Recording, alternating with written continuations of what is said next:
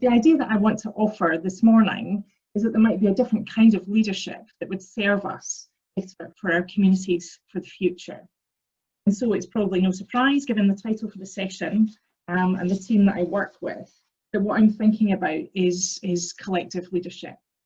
And it seems clear to me that in terms of working and leading in the complexity and in the uncertainty that we're all now facing, there's different sorts of leadership that we need, and that the leadership that we have doesn't always serve us well for these sorts of circumstances. And also, I think, particularly in these times of uncertainty, opportunities to connect and support each other in our leadership seem more important than ever before in terms of the sorts of practices that we adopt. And so in terms of thinking about the complex issues that we're working on, and then the particular situation that we find ourselves in, it's really clear to me that the issues that we face can't be resolved by any one individual, any one organisation, or any one sector working on their own. We need to find ways to work collectively, and for that to help us to navigate the circumstances that we find ourselves in. So to try and just capture this idea in a way that's hopefully simple and easy to understand, I've broken it down into 5 components of collective leadership, and what I see as the 5 most important components of collective leadership. So the first one of those is around understanding complexity and recognising that when we work in complex living systems, as we do, that there's an unpredictability about our actions, and that whilst, in many ways we're familiar with project plans and organisational charts that might suggest that there's a logical and rational way through things, actually, when we're working in complexity, we often don't know what the impact of what we do is going to be, and that the organisational diagram might more resemble a plate of spaghetti than a series of boxes, and we have to find ways to work with that. And so that gives us a clue that it might be different ways that we need to find. And so I suppose also thinking about different styles of leadership for working in complexity. I mean, one of the reference points that we use in our work is Peter Senge, who has taught us a lot about systems leadership, and who, I suppose, recognises that there's different kinds of leadership that might be deployed in different sorts of circumstances.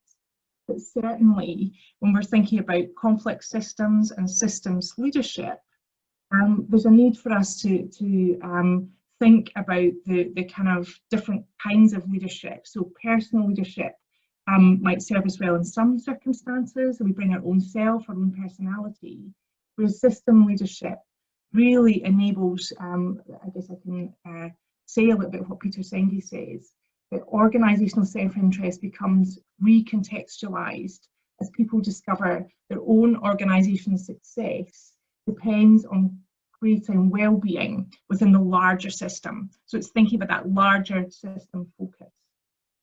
So that's that kind of sense of complex systems. Now the second point is about practices that support self-reflection, and recognising that to function well in these complex systems, we need to find ways to show up and be present in that system and able to collectively lead with other people a greater level of depth perhaps than we're familiar with.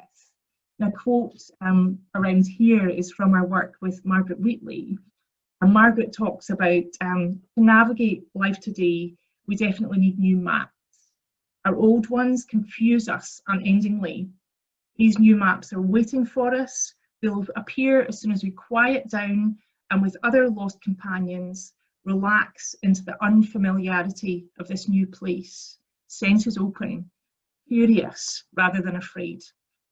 So that kind of sense, and again, recognising the rapid pace of all of the work that goes on around us, and I guess particularly in these times, understanding that to create some stillness, to find a way and some practices that might help us to create some stillness, allow us to understand ourselves better and be more present in a leadership context in the sorts of conversations that we might have. And examples might include mindfulness practice or guided journaling or something like that. So that's point number 2. Moving on to number 3 is curiosity and inquiring stance. And so I suppose finding a way in thinking about complex issues in our leadership to let go of any preconceived ideas about what the outcome might be, and to embrace a leadership setting with genuine curiosity and inquiry together about what possible solutions might be.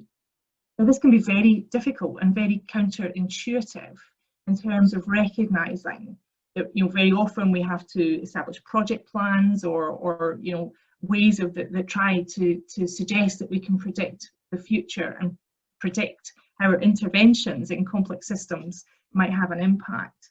As opposed to work collectively with a team around a complex issue, to have a genuine openness and a curiosity about what might be possible is quite fundamental. So letting go of any preconceived ideas, and also, I guess, recognising that how we interact with one another in leadership settings might often conventionally place a lot of importance on having the answer or knowing the solution, and how we deliver that can also, I guess, really flavour how a leadership conversation can go.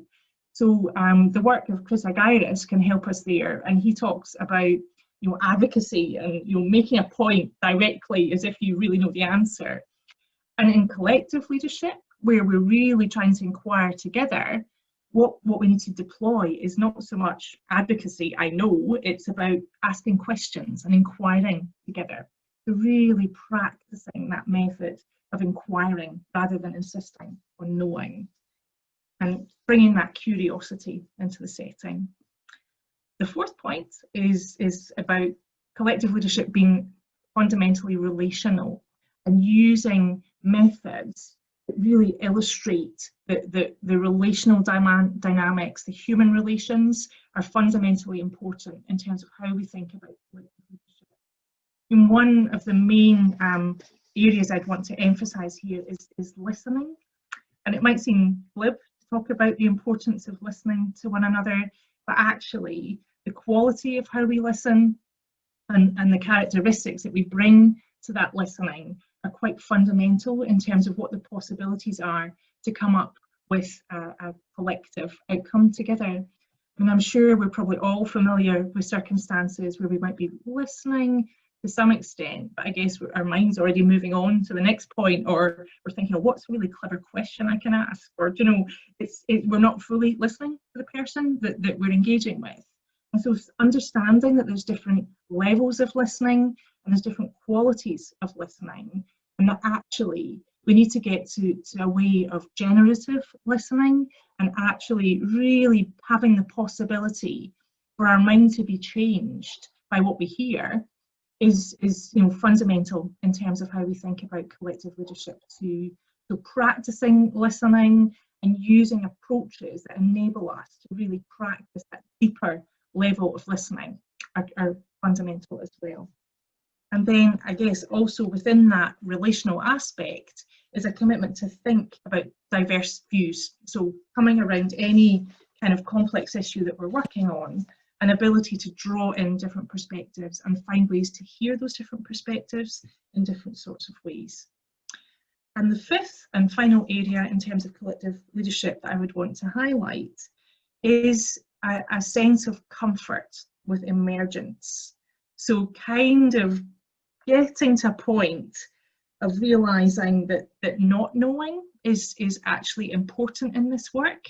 So if we're to collectively lead around an issue, it's really, really important to trust the process, to trust that the collective practice can surface a solution and a kind of leadership approach that's going to allow us to make progress on the issues. And so none of us can be holding a kind of solution. We've got to trust that emergence can take place.